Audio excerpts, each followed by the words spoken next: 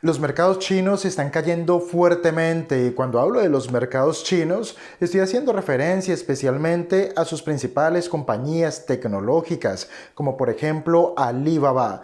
Este pasado lunes se dio a conocer una noticia según la cual Rusia solicitó asistencia financiera y asistencia militar a China con el fin de continuar con su actual operativo militar en Ucrania.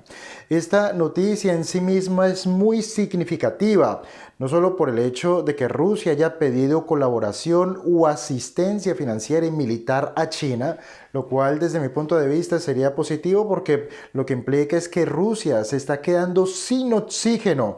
Primero, para financiar el operativo militar no tiene la capacidad económica para mantener un conflicto de manera indefinida en Ucrania y al mismo tiempo desde el punto de vista material se ve sin las capacidades suficientes o necesarias para lograr un control total de ese país, un control total de Ucrania desde el punto de vista militar. Esto sería positivo, lo digo porque sería el resultado o estaría reflejando que el resultado de las sanciones económicas están cumpliendo su objetivo, que ese resultado se está logrando. Pero lo significativo, y esto sí que sería negativo, es que se construyera un eje entre Rusia y China para lograr los objetivos militares rusos en Ucrania. Y lógicamente esto amplificaría el probable escenario de una confrontación entre Europa Occidental y Rusia apoyado por China. Creo que lo que los mercados ahora mismo están haciendo con China es descontar ese hipotético escenario que China entre directamente en el conflicto ucraniano, ya sea con dinero o ya sea con material bélico o incluso con su propio ejército. Pero verdaderamente este es un escenario viable. Voy a dar mi opinión, pero nos vamos a basar en los datos. Pero antes de los datos, vamos a revisar qué es lo que ha ocurrido en los mercados con las principales compañías chinas. Este gráfico que ustedes están observando en este momento es el gráfico de la compañía Alibaba. Es un fuerte movimiento bajista el que nos ofrece ahora mismo Alibaba. Y a los precios actuales es una caída desde máximos de casi el 76%. Es una caída brutal para un negocio de alta calidad como Alibaba. Sobre Alibaba hemos hablado muchísimo a lo largo del último año y medio aquí en Invertir Aprendiendo. Otra compañía que ha sido fuertemente castigada es Baidu. Esto es un fuerte movimiento bajista, recuerden que es un gráfico semanal, es un movimiento bajista vertical y rápido, es un movimiento bajista muy pero muy potente. Otra compañía que podríamos aquí implicar en el análisis es JD. Este es un competidor directo de Alibaba en el área del comercio electrónico. También movimiento bajista vertical y rápido. Otra empresa china importante que está sufriendo graves pérdidas en el mundo bursátil es Meituan. Movimiento claramente bajista, subasta en total control de los vendedores. Y otra compañía de gran calidad fundamental que está sufriendo un ataque bajista es la compañía Tencent Holdings. Observen que Tencent en este momento está cotizando a los precios de finales del año 2019, es decir, que ya devolvió toda la subida que benefició a las compañías de Internet en la era COVID y está cotizando también a niveles del año, sí, niveles del año 2019. Pero aquí vámonos al índice Hang Seng para ver el desempeño total del índice bursátil chino. Movimiento bajista, vertical y rápido. Después de ver este desempeño bursátil de las principales compañías chinas, cuya hipótesis que hay detrás es que los mercados están descontando una posible participación de China en el conflicto ucraniano y cómo esto consolidaría un eje entre Rusia y China frente o contra las principales potencias occidentales, y esto agravaría o esto nos pondría en el escenario de una nueva guerra fría y por qué no de una eventual guerra nuclear. Y eso aumentaría, por ejemplo, las posibilidades de una invasión china de Taiwán. sería un escenario demasiado, desde mi punto de vista, apocalíptico. Pero quiero compartir con ustedes algunas de las razones por las que creo que China no se involucrará en el conflicto de Ucrania, y para esto sí que me voy a basar en los datos. Lo primero que quiero compartir con ustedes son las siguientes gráficas, y aquí seguimos con con el escenario bursátil. Este es el índice MSCI, el índice Morgan Stanley Capital International China Growth Index Performance. Observen este fuerte movimiento bajista y cómo estamos muy cerca de llegar a rentabilidades iguales a cero. Si hacemos los cálculos desde el año de 1992. Si el China Growth Index Performance llega a este nivel, estaríamos diciendo que durante los últimos 30 años el rendimiento del índice chino, de este índice indexado a China, es del 0%. Estaríamos hablando de que una de las economías de mayor crecimiento durante los últimos 30 años tiene un rendimiento en sus mercados financieros del 0%. Sería realmente una tragedia desde el punto de vista económico. Y aquí vamos a mirar un gráfico que realmente es muy contrastante. Caída bursátil muy fuerte en China y aproximándose a niveles en los que el rendimiento bursátil durante los últimos 30 años sería igual a 0%, al mismo tiempo que su economía crece 40 veces o 40x. Este es el crecimiento del Producto Interior Bruto de China, 40x durante los últimos 20 años, pero el rendimiento de su índice bursátil se acerca a niveles del 0%. Pero volvamos aquí al índice, al Morgan Stanley China Index. Volvamos aquí porque también no quiero dejar pasar ese gráfico para comentar lo siguiente.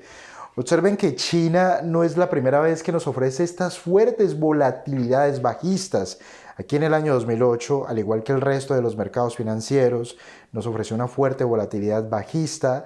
En el año 2012, con ocasión de la crisis de deuda en Europa, también esto es una fuerte volatilidad bajista. Recuerden que entre más pequeño es el número, mayor es la volatilidad o más significativos son los cambios porcentuales en los precios. Aquí también esto es una fuerte volatilidad bajista y fuerte volatilidad bajista también aquí. Es un índice muy volátil y aquí decir lo siguiente. Recuerden que la principal variable que influye en los mercados o que determina la tendencia de los mercados es la confianza. Ayer publicábamos un video en Invertir Aprendiendo que le pusimos como título, por lo menos en la miniatura, le pusimos como título "Están comprando oro", y explicábamos las aparentes razones por las que China y Rusia también estarían comprando toneladas de oro. Y porque desde mi punto de vista, todos aquellos que piensan que para estas economías el solo hecho de comprar oro como respaldo de sus divisas no es un motivo suficiente para pensar de que tanto el yuan o especialmente el yuan podrían llegar a convertirse en una divisa de reserva global sencillamente porque están acumulando oro. Ayer les invito a ver este video porque creo que es muy interesante. Pero lo que yo les quería decir en esta parte es lo siguiente. Existe mucha volatilidad en el índice bursátil chino o en este índice indexado. Pero lo que les decía es que la principal variable para los mercados es la confianza. La confianza es una emoción. Los mercados no caen porque les falta dinero. Los mercados caen porque les falta confianza. Confianza en el presente y confianza en el futuro. Las expectativas se extrapolan al futuro y se traen al valor presente, y se traen al presente a través de un cálculo de valor presente. Es la confianza. Confianza en el país, confianza en la economía, confianza en las instituciones, confianza en que las reglas serán respetadas, confianza en las libertades económicas, confianza en que se respetará la propiedad privada, confianza. Y China es una dictadura comunista con un manejo económico capitalista. Es uno de los países más capitalistas del mundo, pero desde el punto de vista político es comunista, es una dictadura comunista y eso le resta confianza piezas variables. Recuerden que la confianza es una de las variables dentro de un diamante competitivo que le ayuda a los países a atraer capital. ¿Yo cómo voy a ir a un país con mi dinero y con mi patrimonio si me podrían hacer daño, si podrían expropiar, si podrían perseguir, si las regulaciones cambian, si los contratos no se respetan? Nuevamente recordemos lo que le ocurrió a Jack Ma, el fundador de Alibaba.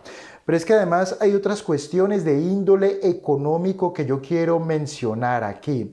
Observen, este es el crecimiento económico intertrimestral del PIB chino. Esto de aquí es la caída provocada por el COVID. China, después de eso, nos ofreció una fuerte recuperación, lo que uno podría denominar como un rebote técnico, pero a continuación la economía ha vuelto a caer, por lo cual este rebote se podría considerar lo que en análisis técnico llamamos como el rebote del gato muerto, que es como si uno tirase un gato de un edificio y el gato salta para caer muerto, el rebote del gato muerto. La economía china cae muy fuerte, igual que el resto del mundo, pero rebota muchísimo mejor que el resto del mundo para a continuación caer otra vez hasta niveles previos o incluso, observen, hasta niveles inferiores al promedio de los años anteriores. Pero la realidad es que la caída provocada por el COVID distorsiona los datos y por eso también es interesante ver este otro gráfico donde se quita del medio el efecto de la caída del año 2020. Observen que el desempeño intertrimestral de China está en niveles mínimos con cálculos desde el año 2011.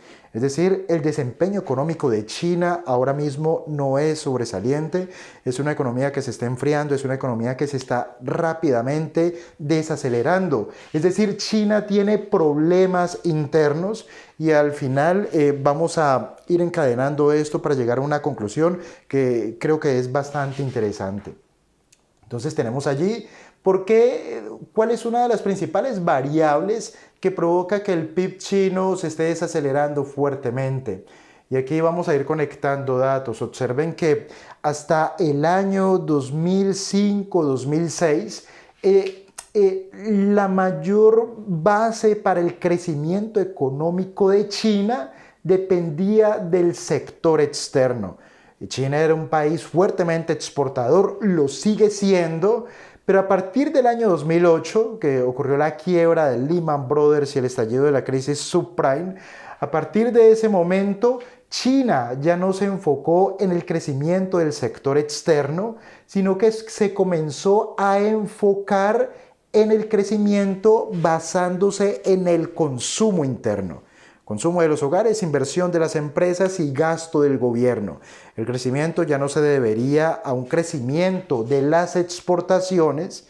A partir de este momento, las exportaciones comienzan a representar un menor porcentaje del Producto Interior Bruto y ese crecimiento, debido a una menor participación de las exportaciones, se comenzaba a basar o sus principales fundamentales se enfocaban en el consumo y la inversión interna. Este aspecto es muy importante y les voy a decir por qué. Y esto se irá reflejando en los siguientes gráficos.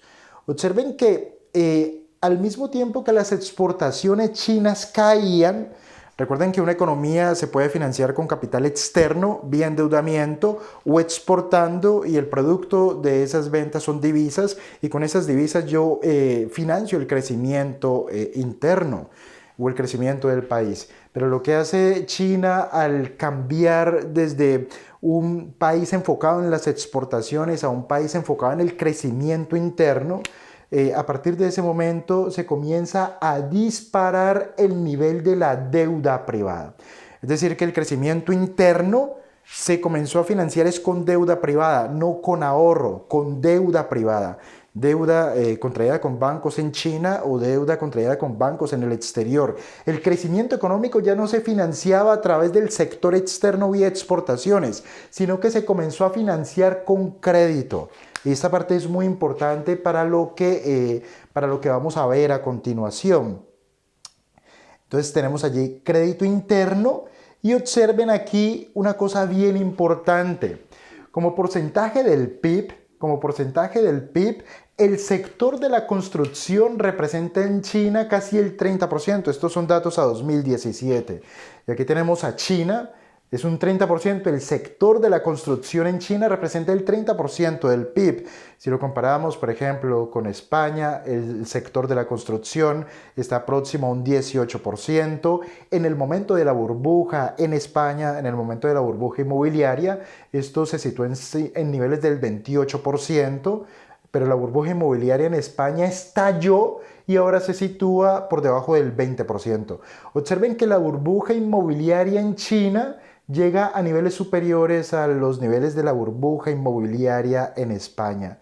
El hecho es que el sector de la construcción representa muchísimo más para China que para otros países, en este caso países desarrollados o países del entorno como Japón o como Corea. Esta parte es muy importante porque ya vimos, China pasó de ser muy potente en su sector exportador a favorecer el crecimiento interno, pero el crecimiento interno se comenzó a financiar principalmente con un aumento del crédito al sector privado, y este dinero producto del crédito al sector privado se canalizó hacia el sector inmobiliario.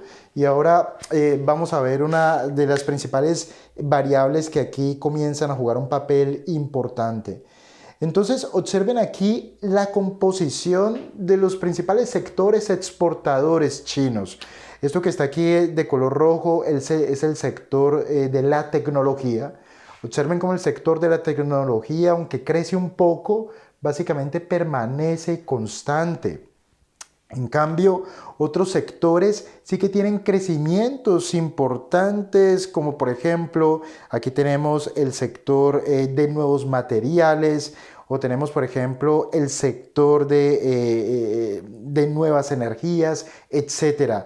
Pero el hecho es que en lo que tiene que ver con el sector de la robótica y el sector de la tecnología, permanece constante, y son estos tipos de sectores que son intensivos en conocimiento los que mayor valor agregado generan para las economías.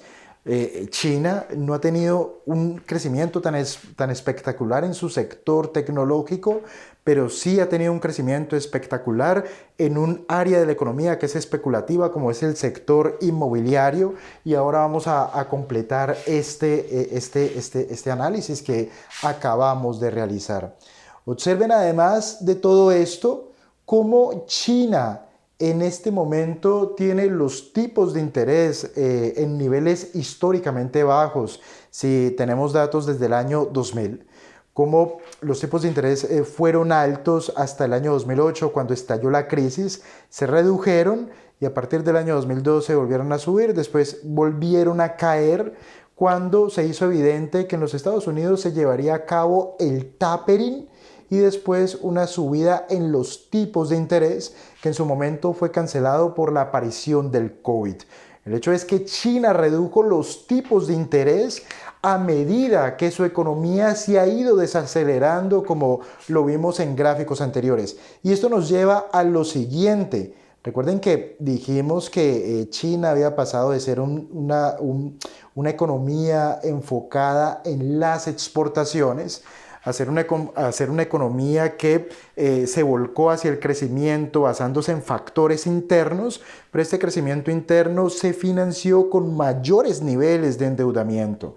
Y también hemos visto cómo estos mayores niveles de endeudamiento se canalizaron especialmente hacia sectores especulativos como el sector inmobiliario. Este gráfico que ustedes ven aquí es el gráfico de Evergrande Group, una de las 500 compañías más grandes del mundo. Solamente por poner algunos datos, Evergrande Group tiene más de 200.000 empleados, o los tenía, pero tiene una deuda de más de 300.000 millones de dólares. Es la compañía promotora inmobiliaria más endeudada del mundo. 300.000 millones de dólares de deuda y 15.000 millones de dólares de caja. Es una compañía que está en quiebra técnica. Y esa quiebra no se ha materializado sencillamente porque el gobierno chino les ha lanzado un balón de oxígeno o un plan de rescate. A lo que yo voy es a lo siguiente. Pensémoslo de la siguiente manera. China es una dictadura comunista que ha tenido más o menos paz social, porque a lo largo de los últimos 30 años 700 millones de chinos salieron de la pobreza.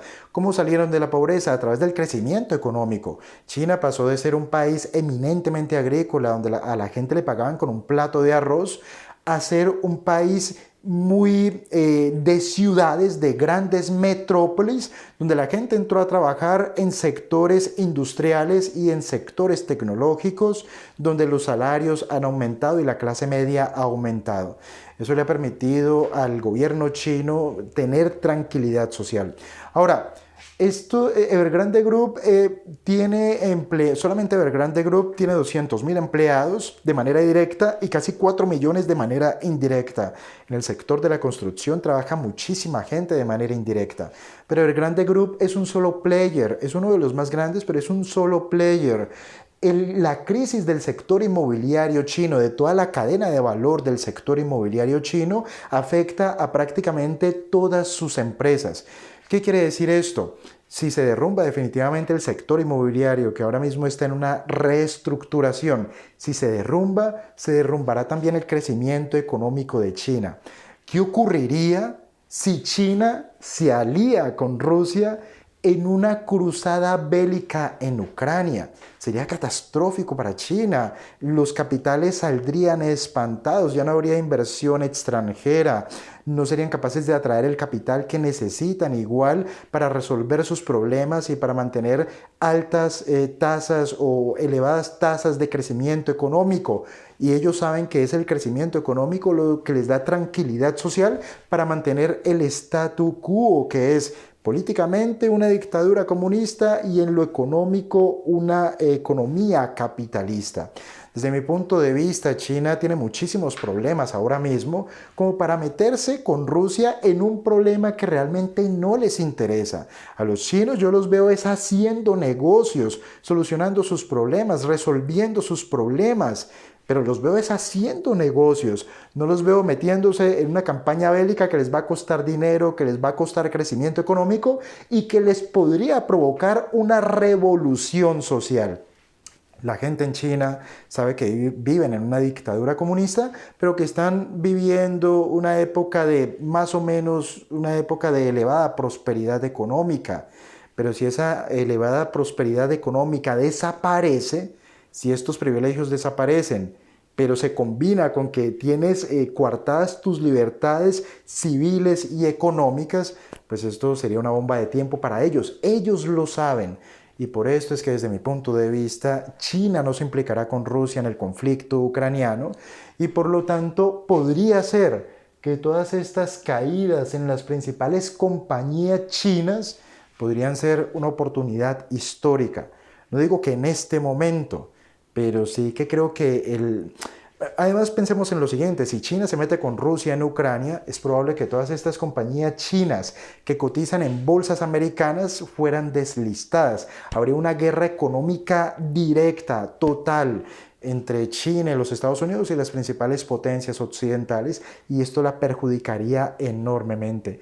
¿Ustedes qué opinan? ¿China está cerca o lejos de relevar a los Estados Unidos como la principal potencia económica mundial?